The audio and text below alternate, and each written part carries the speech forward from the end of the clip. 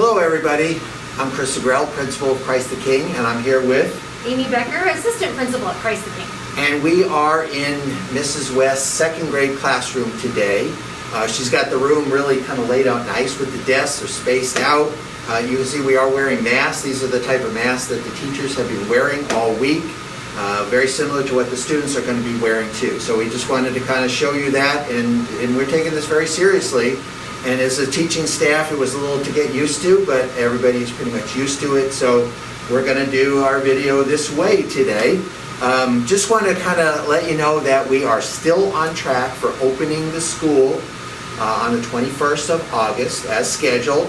100% building capacity, all students in here Monday through Friday, all day, except that the first day is a 1:15 early dismissal.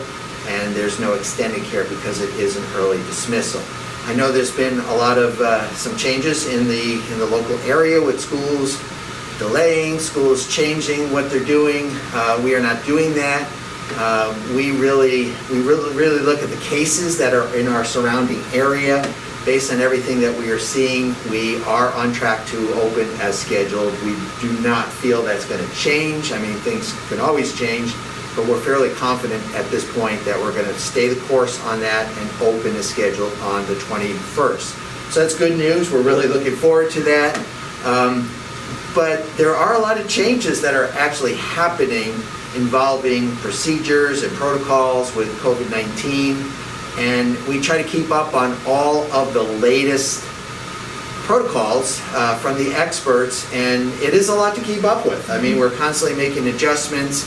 So we did put out a handbook, and it's the School Operations Through COVID-19 and Remote Learning Family Handbook that is available on the website. I do encourage you to read that, but we are going to be making some adjustments to that because some things have changed. Just a couple of examples. We were planning on cleaning all the desks and the chairs in the middle school in between every class. We don't need to do that anymore per the experts. What we're going to do instead is we call it wash in and wash out, where everybody is going to hand sanitize as they come in the classroom. They're going to hand sanitize when they go out of the classroom, and that's just going to continue throughout the entire day. So we don't have to scrub everything down. So that's one little change that we're doing.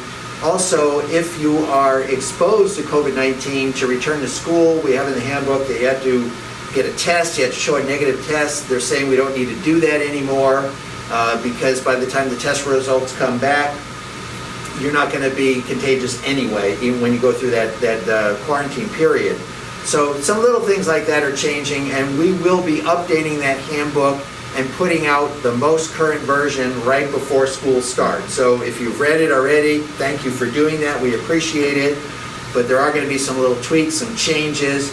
What I'll probably do is I'll highlight those changes, so if you really have read it before and you want to just kind of see what the changes are, you'll see the highlighted portions and you'll kind of know. We're going to continuously do that. Change is something that this is all about. I mean, Mrs. Becker can tell you, we've been working this all through the summer, and it is a moving target that's moving all around. We're trying to keep up with it, and we're trying to do the right thing for our students and our school, and we are, but there are changes that happen because of that. So just know that that's going to be a handbook that you want to refer to right before school starts, get the most current version, and we'll have a date on there so you'll kind of know that. With that, I'm going to turn it over to Mrs. Becker, who will talk about a few other things.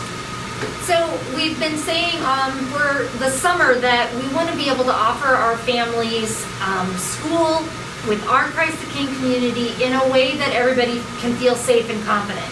So if you're home and within your family unit, you're worried about in-person schooling right now for whatever reason, an elderly parent that lives with you, somebody who has an immune deficiency, you don't need to explain to us why. If you're not comfortable with in-person school, we want you to be able to opt for remote learning.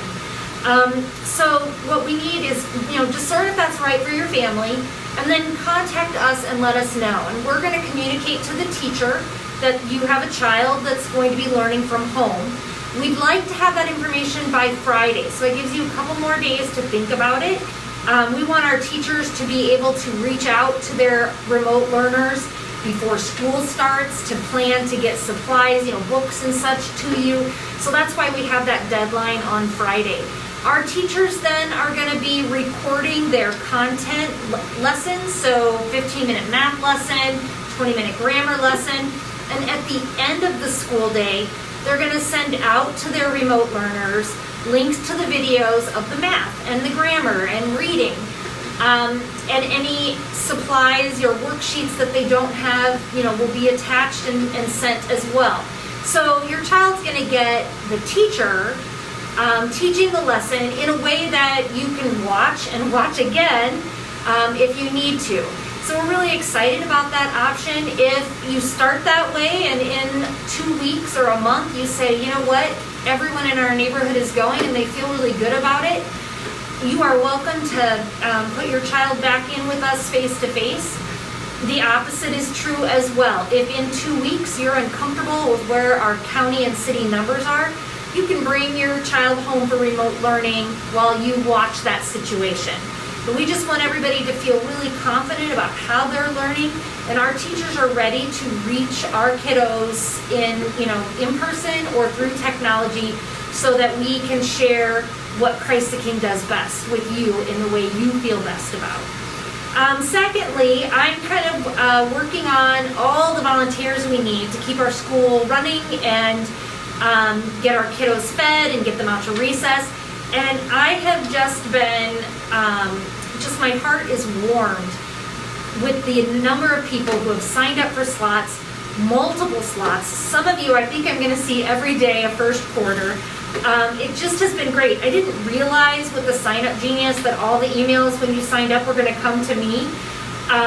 And for a while I was a little overwhelmed, and then it just made me so happy because I opened my email, there's 10 new volunteers for us. So that's the good news. The bad news is we still need more. So if you haven't signed up yet and you've been thinking, I don't know what September looks like, I'll just wait. It would sure make me feel better if you went ahead and signed up so I knew I had people later in the quarter. I hate to send emails, we both do just all the time, but I think that the Sign Up Genius link for volunteers is probably going to be coming out maybe every 2 weeks to draw people into thinking, oh yeah, I'm free this week, I could sign up for a couple of shifts. So if you haven't signed up already, we would love to have you go on and choose a couple of days, a recess or a cafeteria duty, a lunch duty, and come in and be part of our community from the inside as we help make this work for our kids and teachers. Okay, very good. And we appreciate you signing up. They got to be safe environment trained. Got to be safe environment trained. That is something that's really important. If you're not safe environment trained and you don't know how to do that, you can get on the Archdiocese site and go to safe environment and find a class. You have to take an actual class to do it. If you're not sure what to do, just call the office, talk to Sherry Andrews, Julie Travis. They'll help guide you through that. It is not that hard to do, and we know you're going to do a lot of volunteering, so it's nice to just get that out of the way, because everybody who is a volunteer or does something in the school, including the teachers and ourselves, you have to be safe environment trained. So it's just a simple thing. If you have a second grader and you get safe environment trained this year, it's good for 6 years. Right. So you're good through graduation. We've had some volunteers also say, hey, I'm a little nervous. Like, what's my job going to be like? So we were going to have a volunteer training on Wednesday, August 19th. It's Wednesday. Yeah. If you've already volunteered, you probably received this email, but it's going to be at 4 o'clock, just about an hour. We're going to walk around the school, show you the places and the paths that you're going to be taking. So if you're nervous because you don't know what it's going to look like, sign up and come into the training on the 19th and we'll help you. Mm-hmm. And we'll have so many volunteers helping during those lunch and recess periods. We're going to give you just a guidance sheet. Yep. So you'll come in, you'll see what classroom do I need to go to pick up, to supervise, where do I take them for recess. All that will be laid out for you. It'll be very, very simple. Guaranteed to be a lot of fun. You'll be eye-opening just to see what happens and all that goes into that. But we really appreciate any of our volunteers, all of you, for doing that. That really means a lot to us. And it allows us to operate our school, because without that, I don't know how we would do it. I mean, this is just something that is really such a help to us as a school.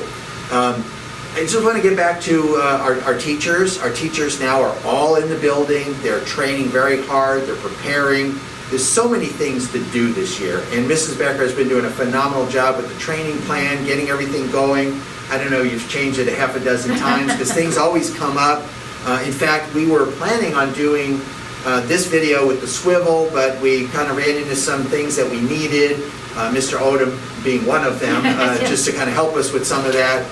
We were not able to get to that today, so we're making this video a little later. We want to get the information out to you. So we're going to try to do a video within the next couple of days just to demo the swivel. We're going to just show you what it does, move around the room, move up, down, show you kind of what it does. Our teachers are probably, I don't know, they're started on the training for it, but there's still more to go, and we're learning so much more about it. I don't know that much about the swivel yet. Mrs. Becker knows more than I do, so we were trying to puzzle it out. We ran into some difficulties. But our teachers, they're going to know exactly how to do this. And if Mrs. West was here, she'd probably be firing it up for us and doing it because she seems to know what's going on with that. But we want to demo that to you so you can see what that is. But all our teachers, when they're here training, here working, we are all wearing masks, and we are all distancing when we're not wearing masks, which is very rarely that we're not wearing masks. Typically, if a teacher is in the room working alone, they can take the mask off and have a mask break, but the first time somebody comes in, it goes back on. So we're doing that so we don't have any exposures in the school, because that's really important. And we do want to be perfectly honest with you in everything. We have been all through all of this, because we feel that's just the way we need to be, and we want to be that way. But we had one exposure with one of our staff members, and this is all outside of school. And one possible exposure, we're not sure yet, another one outside of school. This is where, one of our staff members was exposed to somebody out in the community that has either tested positive or is going through a test because they had some symptoms. And what we do in that kind of case is we quarantine that person. We're safe, we quarantine them for the period of time that's required. But because we're all wearing masks here in the school and we're distancing, none of us have been impacted by that. We have not been exposed, as they say in the medical field. We're not exposed to them, so it doesn't impact us and we don't run that infection danger. So it's really important for masks and distancing, and I just wanted to kind of let you know that is saving us as a staff. Just if something happens with somebody outside of school, we can deal with it. The rest of us can keep going. And when the kids come back, we know that there are going to be some cases where a family member or a student, or it could even be a teacher, is exposed to somebody outside of the school community, outside of the building, and we'll have to quarantine them. But the nice thing is, because of all the procedures we have with the masks and the distancing, it's not going to impact everyone else. If one student is exposed outside the school, we'll quarantine that one student. But everybody else in the class or in the school is okay. And we've kind of developed all these procedures based on the medical experts. We're really careful with this. They review them, we review them again, we tweak them, we make sure we're right. But I just want to emphasize the importance of wearing the mask, distancing, and that's exactly what we're doing here in the school. Not only when the students are back, but right now with the teachers. We're all getting used to it, and it really helps. It really helps. We're seeing that already. COVID-19 is just out there. It's just out there in the world. It's out there in Douglas County. It's out there in Omaha. It's the reality. And it's how we handle it and how we protect ourselves here in school that's going to keep everybody safe and everybody healthy here. So just want to kind of let you know that. And then also just want to appeal to everybody again. I mean, we're doing so many things at school, but we need your help on the outside. We're going to keep everybody healthy and safe. Mask, distancing, all those safeguards are going to be taken in school, but we need you to do that outside of school. So just please avoid attending large gatherings, even sporting events. There's a lot of sporting events that are going on where teams are mixing with other teams, and sometimes, I mean, that spreads things, especially if the players are not wearing masks. They're exposing themselves to other people. I know it's fun doing the sports and the games, but really you're putting yourself at a risk right now. And just so please watch that and avoid those kind of gatherings. follow social distancing recommendations. Keep that distance at least 6 feet if you're not wearing a mask, even greater if you can. Be outside. Outside is a whole lot better than inside. Wear a mask. Definitely wear a mask. And I just want to say, please maybe have your child wear a mask. Get them used to wearing the mask. It's not that bad. I think we're used to it now. It really isn't that bad when you do it after a while. I'm sure everybody can kind of hear me just fine. I can hear Mrs. Becker. We're all communicating in the school with the mask. It's not really a big problem. But have your child try the mask, wear it from time to time, get used to it. It'll make a difference when they do get here in school. And then wash your hands often. I mean, often wash hands. When the kids come into the building here, they're going to wash hands when they get here, mid-morning, before lunch, after recess, mid-afternoon, and at the end of the day before we release them back to you at dismissal. We're just going to get used to washing hands constantly and or sanitizing our hands. Washing our hands is better for 20 seconds. Hand sanitizer is the next best thing. We're going to be doing both of those. So please do those things at home. Keep yourself safe. Keep your family safe. We really want to minimize any exposure at all. We think we can do it very well here in the school, but we want you to be able to manage that and prevent that outside of the school as well. I have a friend who has a little one who's getting ready to start school and just is adamant, does not want to wear his mask. So they have tied it to the screen time. So if you want to play iPad games, you can wear your mask while you play the iPad. If you want to watch that Disney movie, I want you to wear your mask while you watch the Disney movie. And it worked like a charm because he didn't want to give up his screen time, and now the mask isn't that big a deal. So if you've got somebody at home that's worried about it and they have something that they like, have them wear the mask while they're playing or doing that thing that they like. And it kind of puts a positive connotation to wearing the mask. No, it's a very good point. It's good practice. Yeah, it is, definitely. So please do that. Just future videos and informational emails that are going to come out. The next weekly one we're going to do is on the 19th, which is next Wednesday. And just know that things are so busy in the school, sometimes it might be a day late getting out. In fact, this one, we wanted it to go on Wednesday. It might go out if we can get Mr. Odom to kind of get it together, but it might come out on Thursday morning. So we do apologize for that. We are just swamped right now getting everything ready and doing so many things. And so if we do run a little behind, that's why. We're trying the best we can with that. But the 19th will be really the last video that we do before school starts. So we're just going to go over a few things during that time, just share probably not a lot of new information with you because we pretty much are on course with what we're going to do right now. Tomorrow, which is the 13th of August, our Welcome to Middle School video is going to be made available to our 5th grade parents. If you have a child that's going into 5th grade, you'll be going into the middle school for the first time, our team is releasing a video to you so you can kind of see what that's like. It's a substitute for the meeting that would have happened if we could have had gatherings and had you in the school. And then on the 14th, which is Friday, everybody looks forward to this, is the posting of the class list. We are going to post them and send them out electronically. We encourage you to view them that way. We're also going to be hanging them up on the gym windows, which is the traditional way we do it. We do ask if you come up to view the list on the gym windows that you don't gather in a group, that somebody's up there and then you wait for them to get, pass out of the way, and then you go up there. Just please practice the social distancing or wear a mask while you're looking at that list. So I know everybody looks forward to that. The elementary classes are going to be on there, and the first period middle school class is going to be on there. Because of not mixing the multiple grades together in houses, we're not doing the house system this year. We're going to have to postpone it. So the house is almost going to be, the first period class is going to act as a house. So students will kind of see what that first period class is, and they'll know that's where I'm going in the morning for that first period class.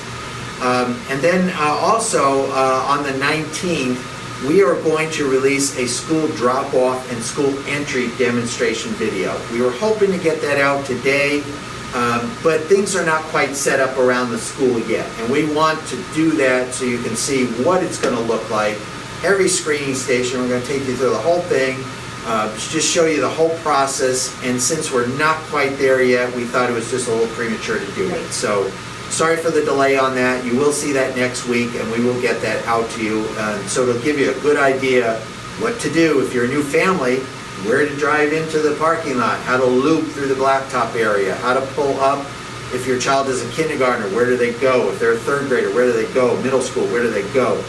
So we'll be going through all of those things to kind of show you that. So, and then on September 2nd, we are going to have a virtual expectations and curriculum night.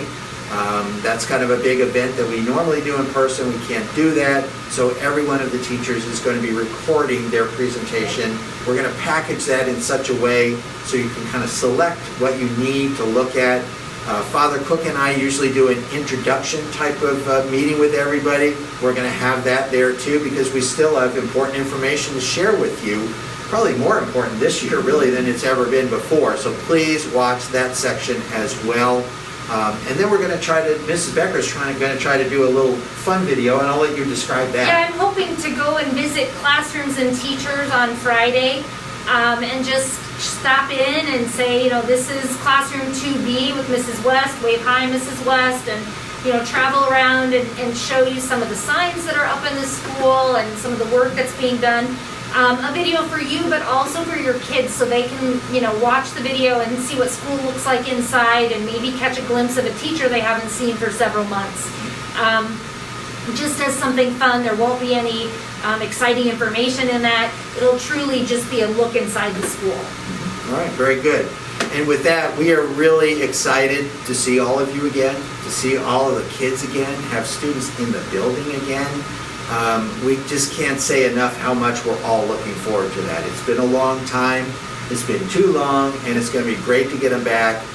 We are going to keep them safe. We have many procedures in place. All we ask is that help us on the outside. We can totally get through this. We can have a super successful school year. We had planned to do that. We know it's going to be the case. We'll have bumps in the road we have to work through. That's always the way it's going to be. But just know that we're going to share information with you. If we have an exposure here in the school during the school day, you know, we're going to communicate that to you. We may not tell you who it is, but we'll tell you what grade it's in. We'll give you information so you know what's going on. I mean, that's what we're all about. It's just very transparent. We want you to know what is happening and knowing what we're doing about it as well. So we think we have some good procedures. We got some tremendous advice coming in that we are following. We're very, very happy with that. Very impressed with our medical folks that have been consulting with us and really sharing information and helping us every step of the way. It means a lot, and it's going to make a huge difference when we open the school. So until the next video, which is probably going to be maybe in a day or two on the swivel, we just say thank you very much for your support. We just ask you to stay positive and to stay safe as well. And God bless and take care. Bye-bye now. Bye, everyone.